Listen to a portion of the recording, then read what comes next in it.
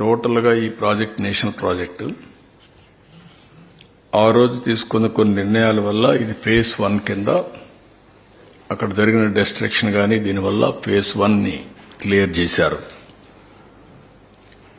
Phase 1కి 30,436.95 కోట్లు cost of the project. అంత మునుపు ఇది నేషనల్ ప్రాజెక్టుగా అనౌన్స్ చేసే నాటికి 4,730,71,00,000ని ఇన్వెస్ట్ చేశాం. 4,730 కోట్లు ఇన్వెస్ట్ చేశాం. దాన్ని రాష్ట్ర ప్రభుత్వ వాటా కింద అప్పట్లోనే పరిగణించి మిగిలిన డబ్బులంతా కేంద్రం పెట్టేట్టుగా ఒక అవగాహనకు వచ్చాం. బ్యాలెన్స్ అమౌంట్ చూసినప్పుడు 25,706 కోట్లు వస్తుంది. 25,760 కోట్లలో ఇంతవరకు రిలీజ్ చేసింది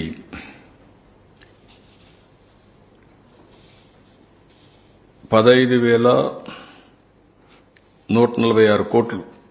ఆ బ్యాలెన్స్ లో మొత్తం రిలీజ్ తీసేసినాక 15,146 కోట్లు ఇవ్వాలి. ల్యాండ్ అక్విజిషన్ కి అండ్ ఆర్ ఇవన్నిటికీ 1,597 కోట్లు ఖర్చు పెట్టాం. ఇవన్నీ పోతే ఈరోజు నెట్ 12,157 కోట్లు ఇవ్వడానికి కేబినెట్ ఇన్ ప్రిన్సిపల్ యాక్సెప్ట్ చేసింది. అయితే ఇక్కడికి వచ్చినప్పుడు 2 సంవత్సరాలకి ఇదేదో 20 ఏళ్ళు 30 ఏళ్ళు కాకుండా 2 ఇయర్స్కే 24-25కి 6,000 కోట్లు, 25-26కి 6,157 కోట్లు ఇవ్వడానికి కేంద్రం అంగీకరించారు. ఇక్కడ కూడా డేట్ వారీగా ప్రిస్క్రైబ్ చేశారు. అంటే construction of gap 1 ECRF dam December 24, construction of ECRF dam diaphragm wall gap 2 June 2025, completion of spillway and gates May 2025, completion of approach and pilot channels May 2025, completion of connectivities May 2025, completion of ECRF gap 2 and dam March 2026కి. మొత్తం కూడా project ని 2026-27 మార్చి లోపల complete చేసేట్టుగా ఒక schedule announce చేశారు. ఇది ఒక విధంగా చెప్పాలంటే సంతోషించదగ్గ విషయం.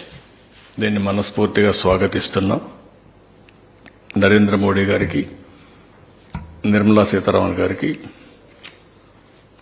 సిఆర్ పాటిల్ ఎవరైతే వాటర్ రిసోర్స్ మినిస్టర్ ఆయనకి ముగ్గురు కూడా ధన్యవాదాలు తెలియజేస్తున్నాం. మనస్ఫూర్తిగా అభినందనలు. ఇదొక చరిత్ర.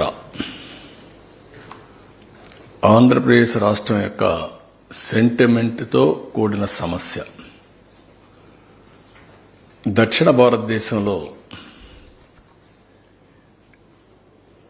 మనమందరం కూడా అగ్రెసివ్గా అభివృద్ధి చేసుకుంటూ ముందుకు పోతున్నాం. ఆర్థిక సంస్కరణల్ని అందిపుచ్చుకున్నాం. కానీ వాటర్ చూస్తే ఈ ఒక మాటలో చెప్పాలంటే ఈ 4 స్టేట్లో కేరళ తప్ప 4 స్టేట్స్లో వాటర్ స్కార్సిటీ ఎక్కువ ఉంది. త్రాగునీరు కానీ ఇరిగేషన్ వాటర్ కానీ ఇవన్నీ ఉన్నాయి. ఫార్చునేట్లీ అదృష్టవశాత్తు ఆంధ్ర రాష్ట్రంలో ఒకప్పుడు కంబైన్డ్ రాష్ట్రం, ఇప్పుడు ఆంధ్ర రాష్ట్రంలో గోదావరి కృష్ణా నదులు 2 నదులు ఉన్నాయి. గోదావరిలో అబండెంట్ వాటర్ ఉంది. ఇది సముద్రం లేకపోతా ఉంది.